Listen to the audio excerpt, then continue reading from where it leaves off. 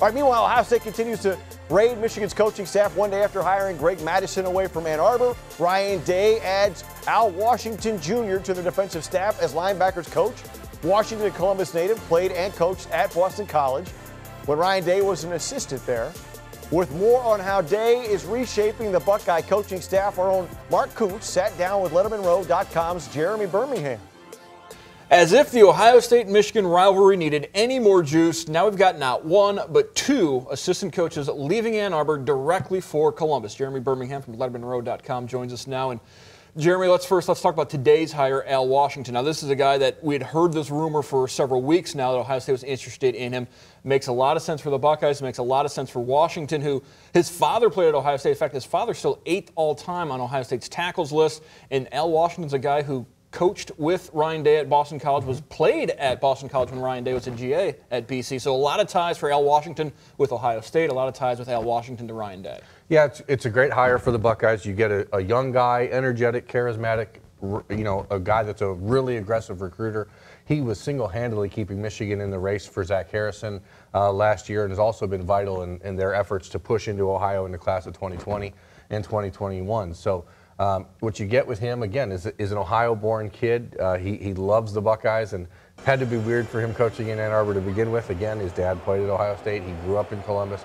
He always wanted to be a Buckeye, and now he gets the opportunity as a coach. And I think we saw with Brian Hartline, the addition of him to the Ohio State staff, how successful that recipe can be for guys that truly love the school and grew up kind of dreaming of that opportunity. So that one stings Michigan, and there's no other way to put it. And I know that Michigan fans may want to spin this in a way that says, oh, well, we don't want those guys anyway, but you did, and you did want Al Washington. They tried really hard to keep him in the mix there, tried to offer him the defensive line position job, tried to offer him more money, tried to offer him a title change, but when you get a chance to go home, it's hard to say no.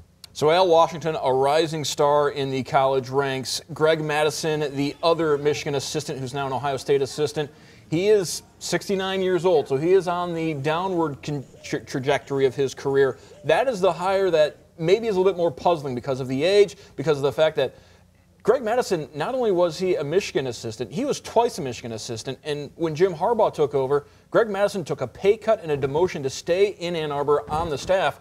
That's the one that's maybe a head-scratcher more so than Washington. Yeah, it seemed like he's a guy that really wanted the continuity of staying in one spot for a while. He'd never really done that. He bounced all over Notre Dame, Michigan, Notre Dame, then he was at Florida, then he went to the NFL and worked with the Baltimore Ravens. He won a national championship with Urban Meyer at Florida, so you know that there's connections there. He's a guy Urban Meyer tried to hire in 2011.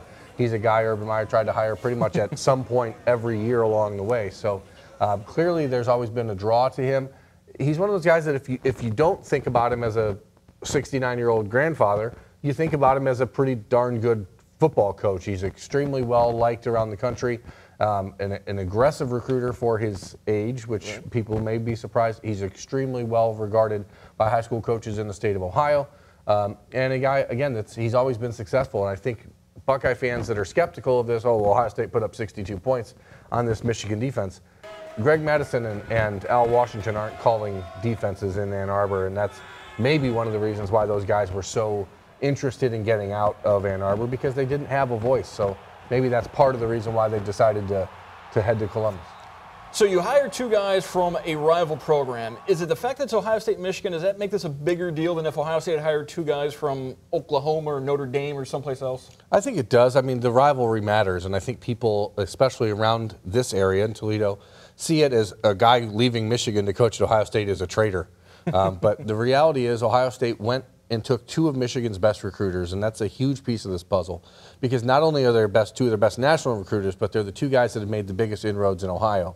You watched a year ago the reaction from Michigan fans when Ed Warner took the job in Ann Arbor. Despite the fact that he wasn't coming straight from Ohio State, it still becomes a talking point. I mean, all season long we talked about Ed Warner against Ohio State and how he was chomping at the bit to go out there and beat the Buckeyes. And so now you have more storylines, and that's the beauty of the greatest rivalry in sports, is that there's never, ever a shortage of storylines.